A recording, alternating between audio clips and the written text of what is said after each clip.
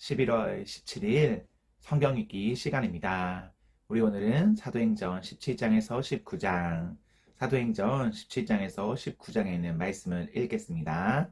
17장. 바울 일행은 암비볼리와 아볼로니아를 거쳐서 데살로니가에 이르렀다. 거기에는 유대 사람의 회당이 있었다. 바울은 자기 관례대로 회당으로 그들을 찾아가서 새 안식일에 걸쳐서 성경을 가지고 그들과 토론하였다. 그는 그리스도께서 반드시 고난을 당하시고 죽은 사람들 가운데서 살아나셔야 한다는 것을 해석하고 증명하면서 내가 여러분에게 전하고 있는 예수가 바로 그 그리스도이십니다 하고 말하였다. 그들 가운데 몇몇 사람이 승복하여 바울과 신라를 따르고 또 많은 경건한 그리스 사람들과 적지 않은 귀부인들이 그렇게 하였다. 그러나 유대 사람들은 시기하여 거리에 불량배들이 끌어 모아다가 패거리를 지어서 시내에 소요를 일으키고 야손의 집을 습격하였다. 그리고 바울 일행을 끌어다가 군중 앞에 세우려고 찾았다. 그러나 그들을 찾지 못하고 야손과 신도 몇 사람을 시청 관원들에게 끌고 가서 큰 소리로 외쳤다.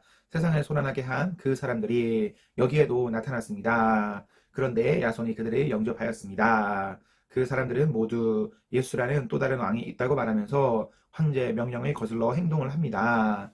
군중과 시청 관원들이 이 말을 듣고 소동하였다. 그러나 시청 관원들은 야손과 그 밖의 사람들에게서 보석금을 받고 놓아주었다. 신도들은 곧 바로 그날 밤으로 바울과 신라를 베레아로 보냈다.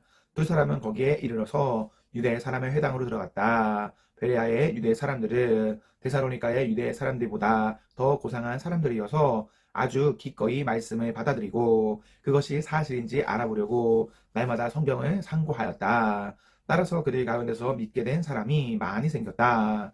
또 지체가 높은 그리스 여자들과 남자들 가운데서도 믿게 된 사람이 적지 않았다. 데살로니가의 유대 사람들은 바울이 베레아에서도 하나님의 말씀을 전하는 것을 알고서 거기에도 가서 무리를 선동하여 소동을 벌였다. 그때 신도들이 곧바로 바울을 바닷가로 떠나보냈다. 그러나 신라와 디모데는 거기에 그대로 남아 있었다. 바울을 안내하는 사람들이 바울을 아테네까지 인도하였다. 그들은 바울에게서 신라와 디모데가 할 수 있는 대로 빨리 그에게로 와야 한다는 지시를 받아가지고 베레아로 떠나갔다. 바울은 아테네에서 그들을 기다리고 있는 동안에 온 도시가 우상으로 가득 차 있는 것을 보고 격분하였다. 그래서 바울은 회당에서는 유대 사람들과 이방 예배자들과 더불어 토론해 버렸고 또한 광장에서는 만나는 사람들과 날마다 토론하였다. 그리고 몇몇 에피쿠로스 철학자와 스토아 철학자도 바울과 논쟁하였는데 그 가운데 몇몇 사람은 이 말쟁이가 도대체 무슨 소리를 하려는 것인가 하고 말하는가 하면 또 몇몇 사람은 그는 외국 신들이 선전하는 사람인 것 같다 하고 말하기도 하였다. 그것은 바울이 예수를 전하고 부활을 전하기 때문이었다. 그들은 바울을 붙들어 아레오가고 법정으로 데리고 가서 당신이 말하는 이 새로운 교훈이 무엇인지 우리가 알 수 있겠소. 당신은 우리 귀에 생소한 것을 소개하고 있는데 도대체 그것이 무엇인지 알고 싶소 하고 말하였다. 모든 아테네 사람과 거기에 살고 있는 외국 사람들은 무엇이나 새로운 것을 말하고 듣는 일로만 세월을 보내는 사람들이었다. 바울이 아레오바고 법정 가운데 서서 이렇게 말하였다. 아테네 시민 여러분, 내가 보기에 여러분은 모든 면에서 종교심이 많습니다. 내가 다니면서 여러분이 예배하는 대상들을 살펴보는 가운데 알지 못하는 신에게 라고 새긴 제단도 보았습니다. 그러므로 나는 여러분이 알지 못하고 예배하는 그 대상을 여러분에게 알려드리겠습니다. 우주와 그 안에 있는 모든 것을 창조하신 하나님께서는 하늘과 땅의 주님이시므로 사람의 손으로 지은 신전에 거하지 않으십니다. 또 하나님께서는 무슨 부족한 것이라도 있어서 사람의 손으로 섬김을 받으시는 것이 아닙니다. 그분은 모든 사람에게 생명과 호흡과 모든 것을 주시는 분이십니다. 그분은 인류의 모든 족속을 한 혈통으로 만드셔서 온 땅 위에 살게 하셨으며 그들이 살기에 거주할 지역에 경계를 정해 놓으셨습니다. 이렇게 하신 것은 사람으로 하여금 하나님을 찾게 하시려는 것입니다. 사람이 하나님을 더듬어 찾기만 하면 만날 수 있을 것입니다. 사실 하나님은 우리 각 사람에게서 멀리 떨어져 계시지 않습니다. 여러분의 시인 가운데 어떤 이리도 우리도 하나님의 자녀이다 하고 말한 바와 같이 우리는 하나님 안에서 살고 움직이고 존재하고 있습니다. 그러므로 하나님의 자녀인 우리는 신을 사람의 기술과 고안으로 금이나 은이나 돌에다가 새겨서 만든 것과 같다고 생각해서는 안 됩니다. 하나님께서는 무지했던 시대에는 눈 감아 주셨지만 이제는 어디에서나 모든 사람에게 회개하라고 명하십니다. 그것은 하나님께서 세계를 정의로 심판하실 날을 정해 놓으셨기 때문입니다. 하나님께서는 자기가 정하신 사람들을 내세워서 심판하실 터인데 그를 죽은 사람들 가운데서 살리심으로 모든 사람에게 확신을 주셨습니다. 그들이 죽은 사람들의 부활에 대해서 들었을 때에 더러는 비웃었으나 더러는 이 일에 관해서 당신의 말에 다시 듣고 싶소 하고 말하였다. 이렇게 바울은 그들이 떠났다. 그러나 몇몇 사람은 바울 편에 가담하여 신자가 되었다. 그 가운데는 아레오바고 법정의 판사인 디오누시오도 있었고 다말이라는 부인도 있었고 그 밖에 다른 사람들도 있었다. 18장. 그 뒤에 바울은 아테네를 떠나서 고린도로 갔다. 거기서 그는 본도 태생인 아굴라라는 유대 사람을 만났다. 아굴라는 글라우디오 황제가 모든 유대 사람에게 로마를 떠나라는 칙령을 내렸기 때문에 얼마 전에 그의 아내 브리스길라와 함께 이탈리아에서 온 사람이다. 바울은 그들을 찾아갔는데 생업이 서로 같으므로 바울은 그들 집에 묵으면서 함께 일을 하였다. 그들의 직업은 천막을 만드는 일이었다. 바울은 안식일마다 회당에서 토론해 버리고 유대 사람과 그리스 사람을 설득하려 하였다. 실라와 디모데가 마케도니아에서 내려온 뒤로는 바울은 오직 말씀을 전하는 일에만 힘을 쓰고 예수가 그리스도이심을 유대 사람들에게 밝혀 증언하였다. 그러나 유대 사람들이 반대하고 비방함으로 바울은 그의 옷에서 먼지를 떨고서 그들에게 말하였다.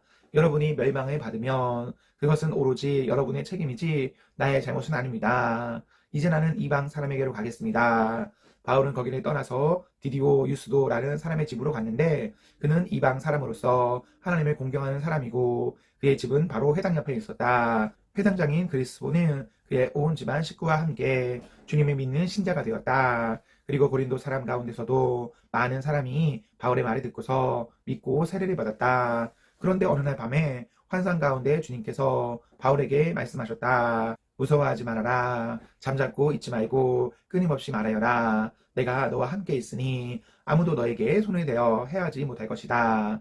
이 도시에는 나의 백성이 많다. 바울은 그들 가운데서 하나님의 말씀을 가르치면서 1년 6개월 동안 머물렀다. 그러나 갈리오가 아가야주 총독으로 있을 때에 유대 사람이 한패가 되어 바울에게 달려들어 그를 재판정으로 끌고 가서 이 사람은 법을 어기면서 하나님을 공경하라고 사람들을 선동하고 있습니다. 하고 말하였다. 바울이 막 입을 열려고 할 때에 갈리오가 유대 사람에게 말하였다. 유대 사람 여러분, 사건이 무슨 범죄나 악행에 관련된 일이라면 내가 여러분의 송사를 들어주는 것이 마땅하오. 그러나 문제가 언어와 명칭과 여러분의 율법에 관련된 것이면 여러분이 스스로 알아서 처리하시오. 나는 이런 일에 재판관이 되고 싶지 않소. 그래서 총독은 그들을 재판장에서 몰아냈다. 그들을 회장장 소스데네를 붙들어다가 재판장 앞에서 때렸다. 그러나 갈리오는 이 일에 조금도 참견하지 않았다. 바울은 여러 날을 더 머무른 뒤에 신도들과 작별하고 배를 타고 시리아로 떠났다. 브리스길라와 아굴라가 그와 동행하였다. 그런데 바울은 소원한 것이 있어서 갱그리아에서 머리를 깎았다. 그 일행은 에베소에 이르렀다. 바울은 그 두 사람을 떼어놓고 자기 혼자 회당에 들어가서 유대 사람과 토론하였다. 그들은 바울에게 좀 더 오래 머물러 달라고 청하였으나 바울은 거절하고 하나님의 뜻이면 내가 다시 돌아오겠습니다 하고 작별 인사를 한 뒤에 배를 타고 에베소를 떠났다. 바울은 가이사랴에 내려서 예루살렘으로 올라가 교회에 무난한 뒤에 안디옥으로 내려갔다. 바울은 얼마 동안 거기에 있다가 그곳을 떠나 갈라디아 지방과 부르기아 지방의 차례로 두루 다니면서 모든 신도를 굳세게 하였다. 그런데 알렉산드리아 태생으로 아볼로라는 유대 사람이 에베소에 왔다. 그는 말이 잘하고 성경에 능통한 사람이었다. 그는 이미 주님의 도를 배워서 알고 있었고 예수에 관한 일을 열심히 말하고 정확하게 가르쳤다. 그렇지만 그는 요한의 세례밖에 알지 못하였다. 그가 회당에서 담대하게 말하기 시작하니 브리스길라와 아굴라가 그의 말을 듣고서 따로 그를 데려다가 하나님의 도를 더 자세하게 설명하여 주었다.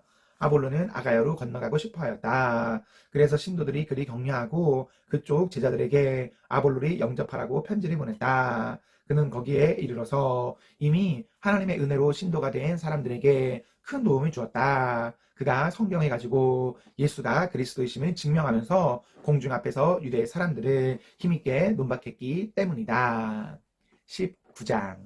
아볼로가 고린도에 있는 동안에 바울은 높은 지역들을 거쳐서 에베소에 이르렀다. 거기서 그는 몇몇 제자를 만나서 여러분은 믿을 때에 성령을 받았습니까? 하고 물었다. 그들은 우리는 성령이 있다는 말을 들어보지도 못하였습니다. 하고 대답하였다. 바울이 다시 물었다. 그러면 여러분은 무슨 세례를 받았습니까? 그들이 요한의 세례를 받았습니다. 하고 대답하니 바울이 말하였다. 요한은 백성들에게 자기 뒤에 오시는 이 곧 예수를 믿으라고 말하면서 회개의 세례를 주었습니다. 이 말을 듣고 그들은 주 예수의 이름으로 세례를 받았다. 그리고 바울은 그들에게 손을 얹으니 성령이 그들에게 내리셨다. 그래서 그들은 방언으로 말하고 예언했는데 모두 12사람쯤 되었다.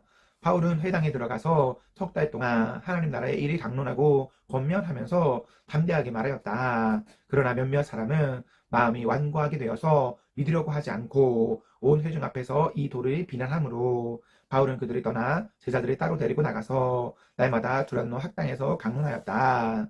이런 일을 이태 동안 하였다. 아시아에 사는 사람들은 유대 사람이나 그리스 사람이나 모두 주님의 말씀을 듣게 되었다. 하나님께서는 바울의 손을 빌어서 비상한 기적들을 행하셨다. 심지어 사람들이 바울이 몸에 지니고 있는 손수건이나 들고 있는 앞치마를 그에게서 가져다가 앓는 사람 위에 얹기만 해도 병이 물러가고 악한 귀신이 쫓겨나갔다. 그런데 귀신 축출가로 행세하며 떠돌아 다니는 몇몇 유대 사람조차도 바울이 전파하는 예수를 힘입어서 내가 너희에게 명령한다 하고 말하면서 악귀 들린 사람들에게 주 예수의 이름을 이용해서 귀신이 내쫓으려고 시도하였다. 스게와라는 유대인 제사장의 7 아들도 이런 일을 하였는데 귀신이 그들에게 나는 예수도 알고 바울도 알지만 당신들은 도대체 누구요? 하고 말하였다. 그리고서 악기 들린 사람이 그들에게 달려들어 그들이 짓눌러 이기니 그들은 몸에 상처를 입고서 벗은 몸으로 그 집에서 도망하였다.